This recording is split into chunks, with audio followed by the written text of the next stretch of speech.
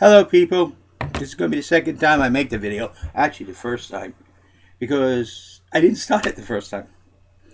I want to tell you my personal religious beliefs. What I feel inside me. And what I believe in. This does not mean it's yours. It doesn't mean you have to accept it. It doesn't mean you have to dismiss it. It means this is JD's personal internal beliefs. First and foremost, do I believe in God? Yes. And whatever name you want to call him, it's still God. You can call him Jehovah, you can call him Allah, call him Buddha, whatever you want to call God. I believe in God. I also believe in Jesus. When I pray through Jesus. I don't pray to Jesus, I pray through him, for he said through him. I strongly believe in church and state because Jesus held up the coin and said, render unto Caesar what is Caesar's and render unto God what is God's. And I say, never shall the twain mix.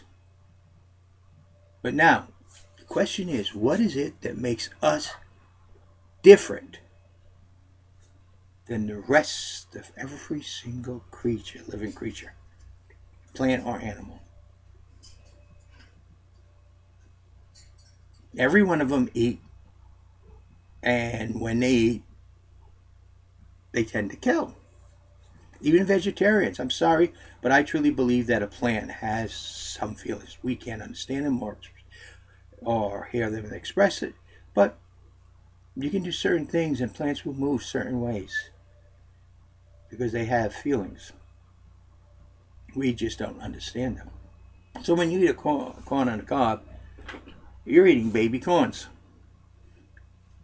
Whoa, wait a minute, that's not, no, listen. Does not the male part of the plant have to get with the female part of the plant and fertilize and the seeds? That is corn. That is peas. That's broccoli. All these plants that grow. When you eat them, you kill them.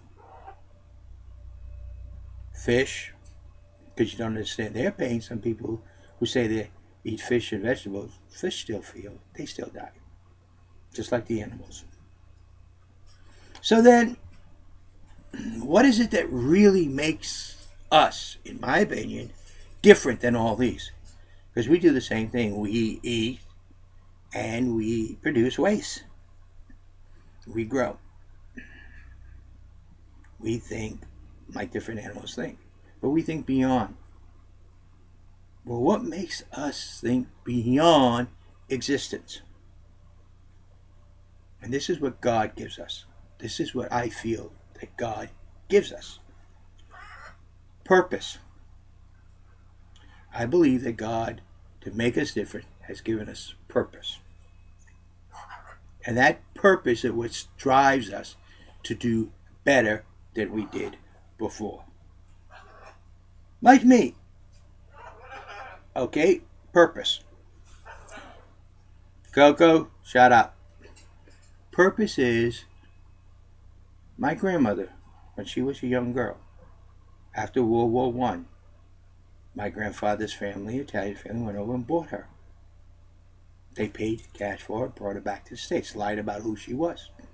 Brought her into this country, and she was made to clean the hallways, the stairs, and stuff in the apartment buildings and bars that they owned.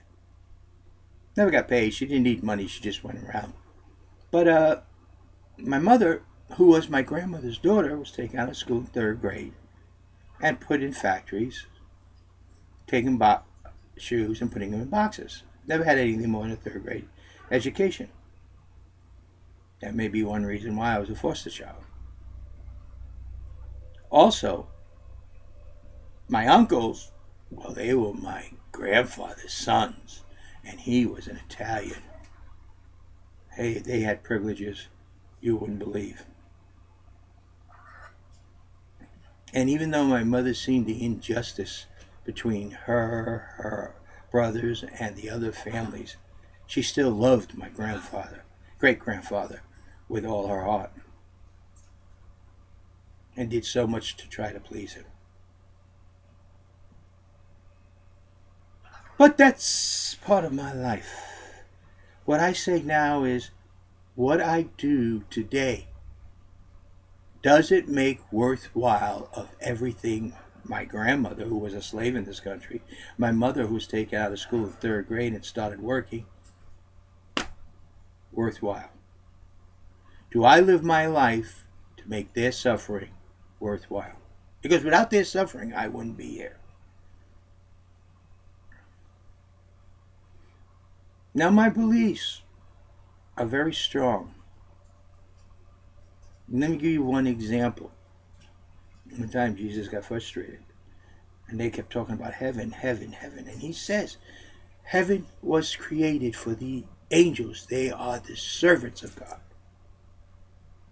You are the children of God, and God has created a special place for you. Where is this special place? It's not heaven, because he already told us it's not heaven. We're not the servants of God. We're the children of God. It's the Garden of Eden. Yeah, but the Garden of Eden was never on this earth. It was actually somewhere else. God placed Adam and Eve down between the two rivers. And with their memory, they say, okay, we're here between Euphrates and Tigris River. So therefore, this is where part of it must be. No, if you remember what they described when God banished them out of the Garden of Eden, a passageway with Gabriel standing at one end with the sword of fire and them at the other on the earth. And then think about what people describe when they die. A tunnel with a great light. Doesn't it sound familiar? The sword of fire would be a great light. They were afraid to go to the great light when they got put out in the Garden of Eden because they had done what they did. And God, you might say, well, yeah, but then how'd the earth get there? Before God even breathed the first breath of life into Adam, he already knew Adam's love for Eve would be so great that he would eat the fruit of knowledge, vice living a day without Eve. So therefore he created the earth to have a place for Adam and Eve. Now you may say, no, this is my beliefs. This is my personal beliefs. And if you listen to what people died say, they went up to the light and it was a vast garden where everybody they knew, and then they came back to their body. So God's shown us that there is a great place. It's not on this earth by allowing this to happen. That the Garden of Eden is the special place that God created for us, the children of God. He took part of him and made that our soul. So we are of God.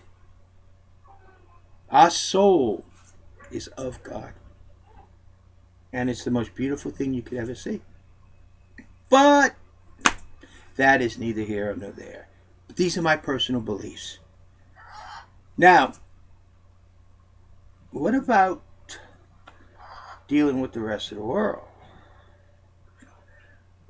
Well, do you remember that Jesus said, someone slaps you, turn your cheek? They slap you again, he doesn't say anything. And everybody says, what happens then? And I say, God answers that. And it's called the Solomon and Gomorrah. That is the answer to that second slap. So what kind of president would I make with all these beliefs deep inside of me? And I will trust in God and do my best for you. Well, one, I strongly believe in Jesus. And when Jesus held up that coin and said, render unto Caesar what is Caesar's, and render unto God what is God, and I add in, and never shall the twain mix. That's deep inside me. That means as president, I am not to bring in my personal beliefs in God, but to do the best I can. I can trust in God, but do the best I can. I cannot allow my religious beliefs to influence my government, because that is Caesar's. Render unto Caesar what is Caesar's. At the same time, I must also render unto God what is God's. That's my trust in God. That's my evening prayer, asking God, did I do something to make your life a little bit better? And that's my morning. When I wake up, I look at my wife. I know I'm blessed and I got the blessings of God. And I will do my very best to make sure you, the American people. So really, when we get down to this, there is 3 real promises I made. If you listen to all my videos, they're in there. Actually, only 3. 1, to bring your voice to Washington, D.C. 2, and have the government hear you. 2, to make the government your government that works for you, including Congress, not for the political parties. Number 3. Do you remember it? I said that every nation has a right to exist, and no one outside that nation has the right to deny that. And it's only the people who live within that nation that has the right to change that nation if they wish. It's up to the people to accept or not to accept their form of government, not someone from the outside.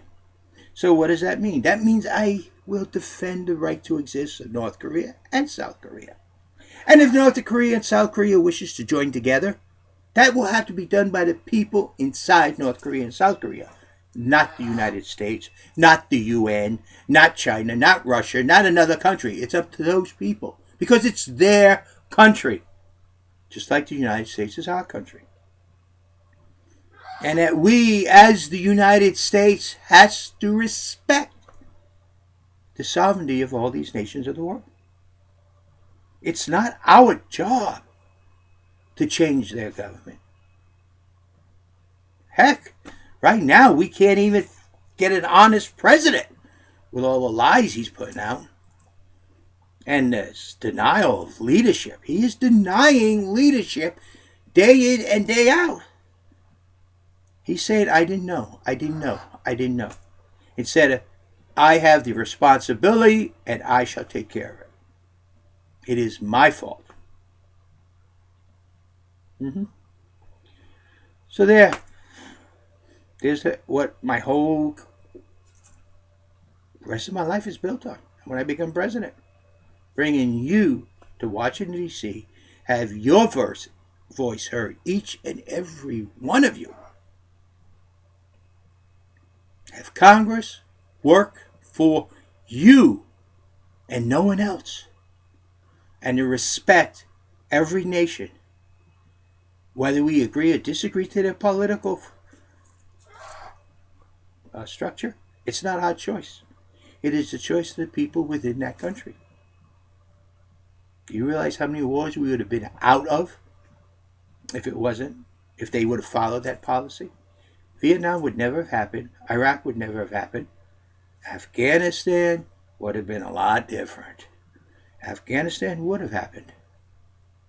They attacked us. Not once, but several times.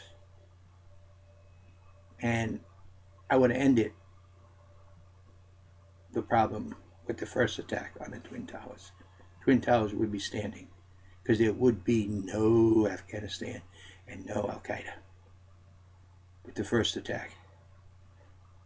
We are quick to punish and accuse our own people, but we back down when we are attacked over and over again.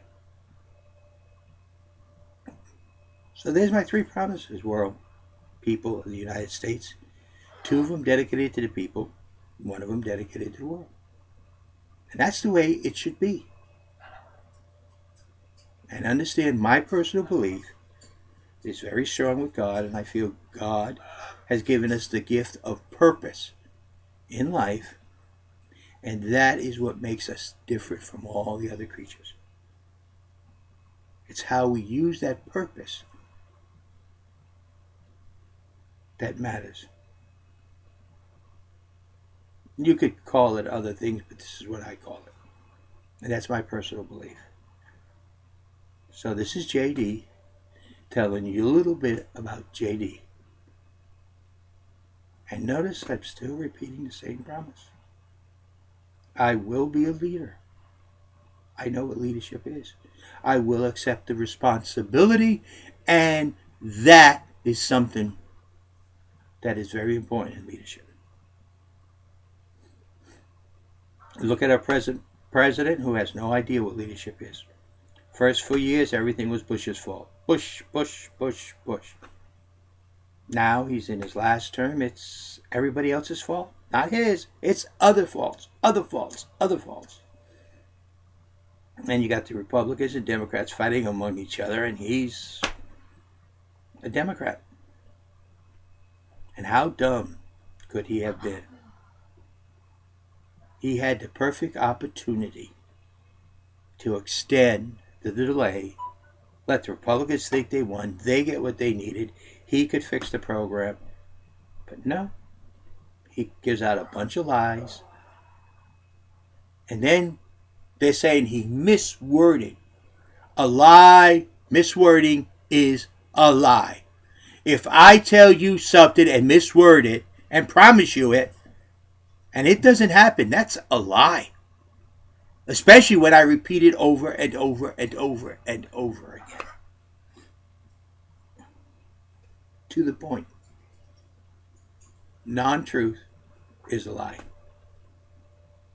That's to the point, direct, simple. That I will not try to do. I will not lie to you, the people. I will be a leader. And lo and behold, someone under me does something that I don't approve of. You will know about it. And my cronies will not get into positions they are not experts at. I will only put the best there. Can I fix the government? Yes. Because I will only put the best there. You, the people of the United States. And then say, go for it. This is it. This is what we need to do. You go for it. But first, you have to vote me in. Then you and I will go to Washington, D.C. And we will have a government that works for the people, by the people, of the people. Thank you. And now you know some of my personal beliefs. And they are very strong within me. But understand, just as strong as my belief in God is my belief in that coin. Render unto Caesar what is Caesar's, and render unto God what is God. And never shall the twain mix. Thank you. This is JD.